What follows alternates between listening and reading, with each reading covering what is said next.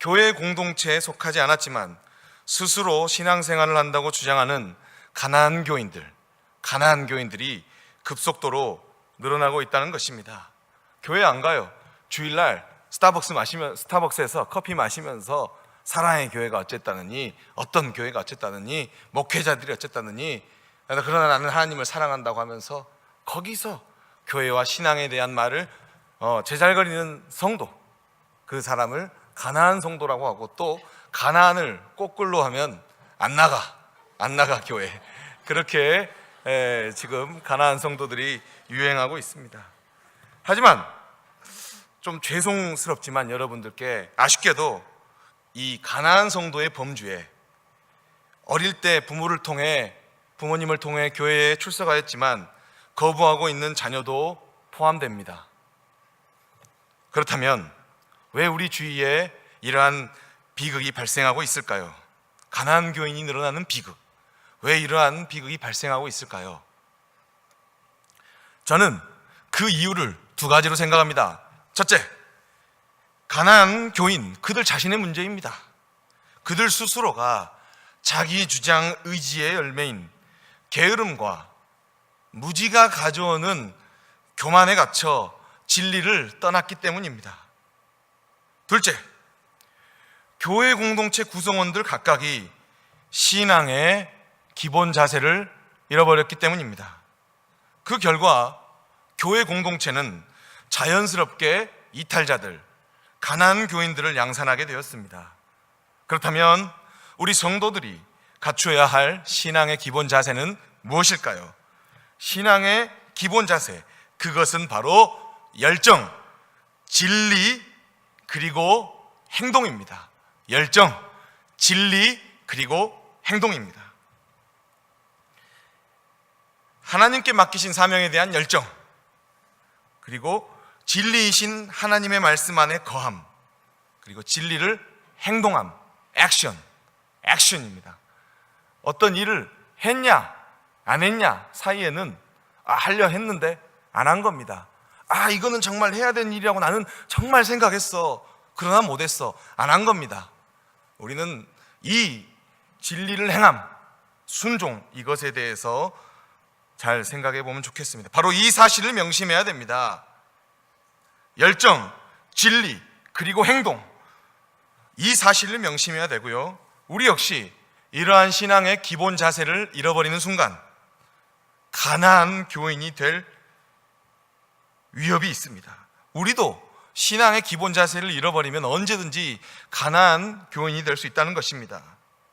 이 시간 우리 성도들은 출이집트 과정 가운데 나타난 신앙의 기본 자세를 살피고 그것을 잘 지킴으로 가나안 교인이 될 위협을 차단해야 될 것입니다.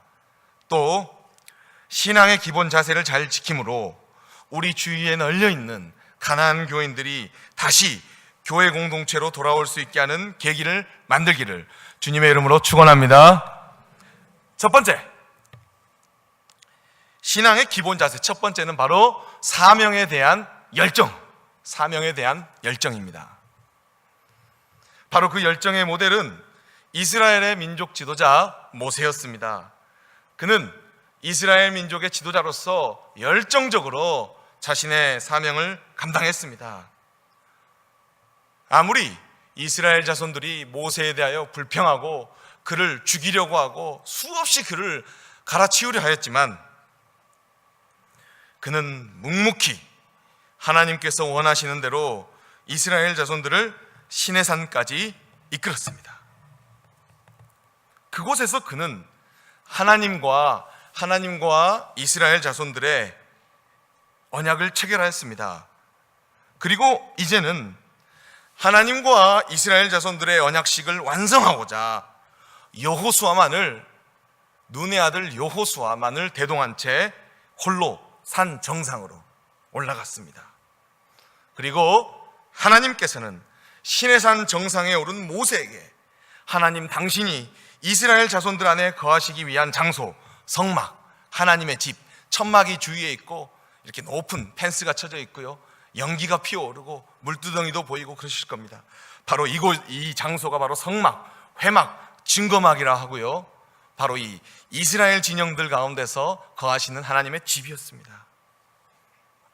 이 성막을 마련해라 라고 말씀하십니다. 이 일을 위해 이스라엘 자손들 안에서 기쁜 마음으로 자발적으로 헌금한 것들, 이스라엘 자손들이 가지고 있는 것 중에서 자발적으로 헌신한 것들을 취하라 라고 말씀하셨습니다. 뒤이어 성막을 만드는 방법, 성막의 뜰을 만드는 방법, 제사장들이 어떤 복장을 입어야 될 것인가 라고 나와 있고요. 또 분향할 제단을 어떻게 만들 것인가. 마지막으로 사람 브살렐과 오홀리압을 세워서 성막 안에 필요한 이 물건들을 만들어라. 이 사람들 유다 지파의 브살렐과 단 지파의 오홀리압은 아주 손재주가 좋으니까 그 사람을 통해서 성막에 필요한 비품을 만들어라 라고 나와 말씀하고 있습니다. 이 내용은 참으로 복잡한 하나님의 말씀이었습니다. 하지만 모세는 하나님의 복잡하고도 길고 넓은 말씀을 열정적으로 들었기 때문에 한마디도 놓치지 않았습니다. 여기서 모세에게 맡기신 사명에 대한 열정이 보입니다. 그리고 하나님께서는 모세에게 하나님과 말씀을 마치시면서 언약의 증표, 증거판 둘을 주셨습니다. 그 증거판 둘은 보통 물건이 아니고 하나님께서 친히 손가락으로, 하나님의 손가락으로 기록하신 언약의 증표였습니다. 31장, 출애굽기 31장 18절 말씀 우리 한 목소리로 크게 읽겠습니다. 여호와께서 시내산 위에서 모세에게 이르시기를 마치신 때 증거판 둘을 모세에게 주시니 이는 돌판이요 하나님이 친히 쓰신 것이더라. 아멘. 출애굽기 20장에 십계명을 주셨고 이제 이걸로 언약식이 시작되었고 언약식이 완성되어야 될 즈음에는 직접 하나님께서 언약의 증표, 증거판 돌들 위에다가 친히 손가락으로 하나님께서 히브리어로 써주신 것 같아요. 그래서 시내산 정상에서는 하나님과 이스라엘 자손들을 대표한 모세 사이에 장엄한 언약식이 40일 40야 40일 동안 치러지고 있었습니다. 봐나요? 이스라엘 자손들은 40일 동안 그들의 지도자 모세를 보지 못하게 되었습니다. 모세가 있을 때는 모세를 언제든지 갈아버리네, 바꿔버리네, 지도자를 바꿔서 우리가 이집트로 다시 돌아갈까 매일 이렇게 불평을 했던 이들이 40일 동안 그들의 지도자 모세를 보지 못하자 그들에게 초조감과 불안감이 팽배해졌습니다. 언약식을 치르고 있는 언약식 당사자인 그들은 자신의 영혼을 지키지 못했습니다.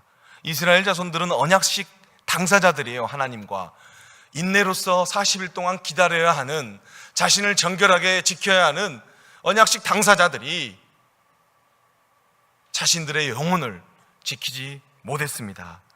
그들은 결국 금송아지를 만들어 그것을 숭배합니다. 이스라엘 자손들은 하나님의 언약 백성으로 하나님과 언약식을 맺고 있는 중임에도 불구하고 스스로 그 언약을 깨트렸습니다. 이 구약 선지서에 보면 하나님은 신랑이 되시고 이스라엘 자손들은 신부가 되시는데 그 맺어지는 신랑과 신부의 메타포가 사용되는 그 결혼식, 40일 동안 치러지고 있는 결혼식 가운데서 그냥 신부가 바람 피워버렸다는 것입니다. 비유로서요. 결국 그들은 금송아지를 만들어 그것을 숭배합니다. 이스라엘 자손들은 하나님의 언약 백성으로 하나님과 언약식을 맺고 있는 중임에도 불구하고 스스로 언약을 깨뜨렸습니다. 하나님은 이러한 이스라엘 진영의 이스라엘 자손들의 모습을 보셨습니다. 그리고 모세에게 내가 이스라엘 자손들과 언약을 맺는 것을 후회한다 라고 말씀하시면서 31장 10절의 말씀을 하십니다. 우리 다 같이 읽겠습니다. 그런즉 내가 하는 대로 두라. 내가 그들에게 진노하여 그들을 진멸하고 너를 큰 나라가 되게 하리라. 아멘. 하나님께서 말씀하십니다. 너 가만히 있어라. 내가 이스라엘 자손들 싹 쓸어버리고 너를 중심으로 새로운 민족을 만들어 주겠다 라고 하나님께서 말씀하십니다. 모세의 사사로운 감정 역시 이스라엘 자손들에게 쌓인 감정이 많았지만 그래도 모세는 그들의 지도자였습니다. 그는 지도자로서의 역할을 감당합니다.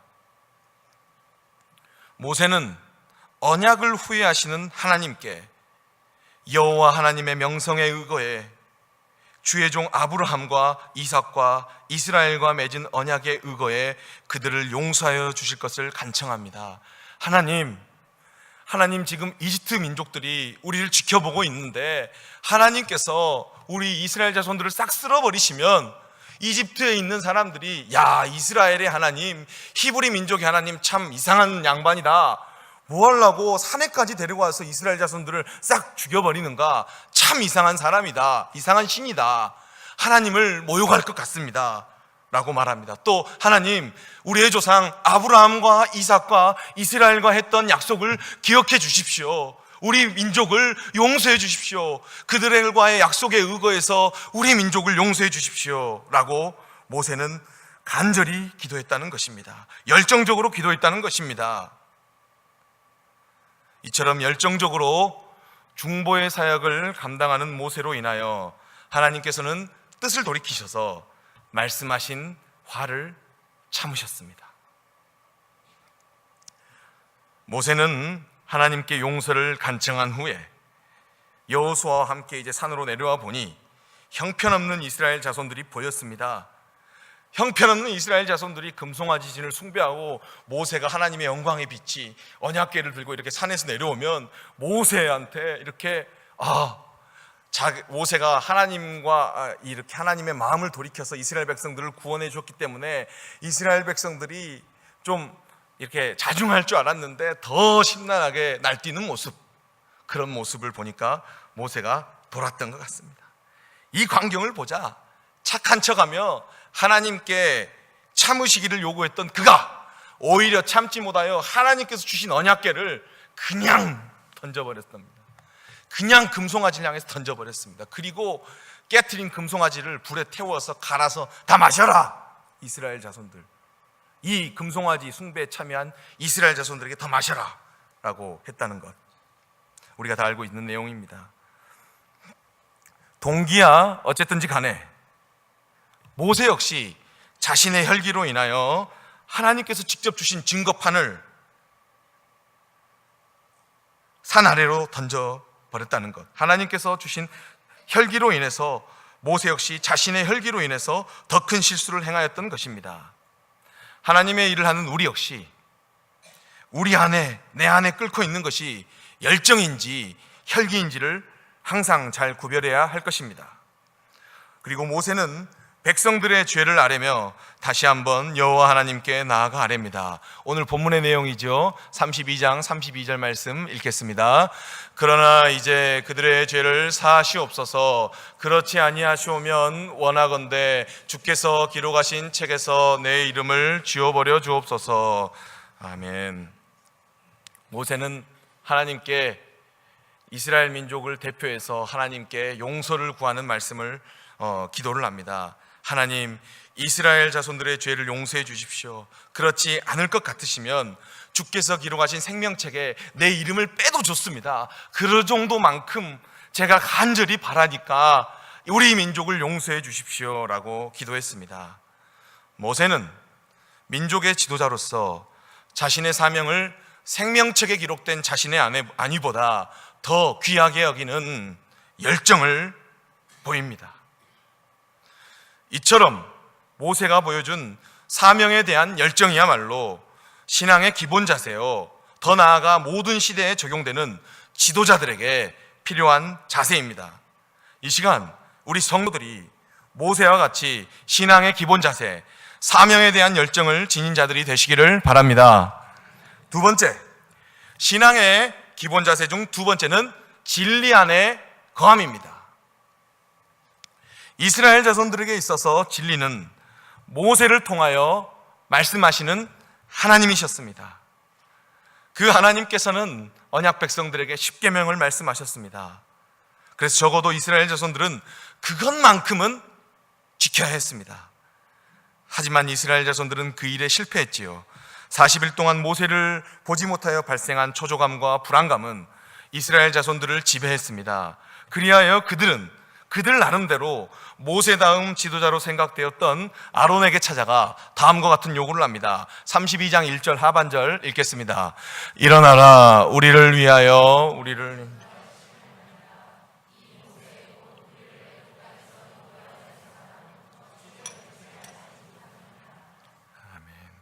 아론은 모세가 없는 이 순간이 이스라엘 자손들에게 이제 강하게 어필할 수 있는 기회이다 싶었든지 자신의 위치를, 모세 다음이라도 자신의 위치를 유지하려 하였는지는 모르겠지만 어쨌든 지도자로서 경계해야 할 인기주의, 포퓰리즘에 영합하는 행동을 하였습니다. 아론은 하나님 뜻에 반하는 이스라엘 자손들의 악한 요구를 아주 쿨하게 받아들였던 것입니다. 이인자의 역할을 해야 할 사람들은 이러한 유혹을 항상 경계해야 할 것입니다. 32장 2절 말씀 읽겠습니다. 아론이 그들에게 이르되 너희의 아내와 자녀의 귀에서 금고리를 빼어 내게로 가져오라. 포퓰리즘에 영합한 행동을 하는 아론은 이스라엘 진영에 있는 금모기를 단행해서 많은 금을 모았습니다. 그리고 그 금을 녹여 조각칼을 사용해서 어여쁜 금송아지를 만들었습니다. 그는 이스라엘 자손들에게 이 금송아지가 너희를 이집트에서 이끌어낸 신이다 라고 외칩니다. 이게 있을 수 있는 일입니까? 피, 개구리, 이, 파리, 악질, 독촉, 우박, 메뚜기, 흑암, 장자의 죽음, 뭐 이런 것들, 많은 10가지 재앙, 구름기둥과 불기둥, 마라와 엘림에서의 기적, 그리고 시내산에서의 언약식, 하나님이 다 이끄시고 하나님의 백성이 되겠다고 한 이스라엘 자손들이 금송아지한테 이 금송아지가 너희를 이끌어낸 여호와다 라고 말하니까 그 사람들이 아멘 하면서 응답했다는 것입니다. 그리고 그뿐 아니었습니다. 금송아지 신을 만든 그 다음 날을 여호와의 절일, 안식일로 지키겠다고 말하였습니다. 그러니까 안식일이 되기 전에 원 없이 놀자 했다는 것입니다. 이러한 아론의 화끈함에 이스라엘 자손들 안에서 아론의 인기가 급상승했습니다. so cool 하면서 야, 아론 훌륭한데, 이스라엘 자손들이 훌륭한, 우리의 마음을 충족시켜주는 사람이야, 저 정도는 돼야지 리더가. 모세는 째째해, 그냥 우리를 불편하게 하고 우리를 억압하는 하나님의 말씀을 전하는데 우리 마음이 시원해진 적이 없어. 이런 반응들. 이스라엘 자손들 안에서 아론의 인기가 급상승했습니다. 하지만 아론과 이스라엘 자손들은 십계명을 분명히 어긴 것이었습니다. 1계명, 2계명, 4계명, 안식일을 기억하여 거룩히 지키라. 안식일도 깨트렸습니다. 하나님을 저버렸습니다. 우상을 섬겼습니다. 그들은 진리 안에 거하지 않았습니다. 즉 신앙의 기본 자세가 무너졌다는 것입니다. 그 결과 그들은 진리이신 하나님의 말씀을 어겼지만 즐거워하고 있었습니다. 우리 성도들 역시 신앙의 기본 자세가 무너질 때는 하나님의 말씀을 어기고도 즐거워할 것입니다. 주일 성수를 하지 않고 경마장에 갔는데 내가 걸었던 말이 잘 달려요. 즐거워할 것입니다. 즉 진리를 기뻐하지 아니하고 불의를 기뻐할 것입니다. 하지만 우리 성도들이 신앙의 자세를 교정하면, 즉 진리 안에 거하면 우리 성도들에게 진리의 또 다른 모습, 사랑이 나타날 것입니다. 고린도전서 13장 6절 말씀 다 같이 읽겠습니다. 불의를 기뻐하지 아니하며 진리와 함께 기뻐하고, 사랑은 불의를 기뻐하지 아니하고 진리와 함께 기뻐하고 라는 말씀이 있습니다. 세 번째, 신앙의 기본 자세 중 세 번째는 진리를 행함입니다. 진리를 따르는 행동입니다. 모세는 금송아지 숭배를 통하여 이스라엘 자손들의 신앙의 기본 자세를 무너뜨린 자들을 처벌하려 하였습니다. 하지만 그 일의 내용은 너무나 어렵고 고통스러운 일이었기 때문에 진리의 편에 서 있는 자만이 감당할 수 있었습니다. 남자가 60만 명, 대략 200만 명이나 되는 이스라엘의 역사를 쓴 존 브라이트의 말에 따르면 그랬다는 겁니다. 200만 명이나 되는 쭉 시내산 주위에 있는 200만 명이나 되는 이스라엘 자손들이 그래도 한 2년간을 같이 그래도 천막 생활하고 힘들게 왔는데, 그렇게 자신의 친척 형제들을 다 친족 공동체가 확장돼서 나온 이스라엘 자손들 중에서 누가 누구를 그 극형에 처할 수 있겠습니까? 하지만 모세는 공동체의 성결함을 위해 이들을 처벌해야 했습니다. 이 일은 진리의 편에 있는 자만이 감당할 수 있었습니다.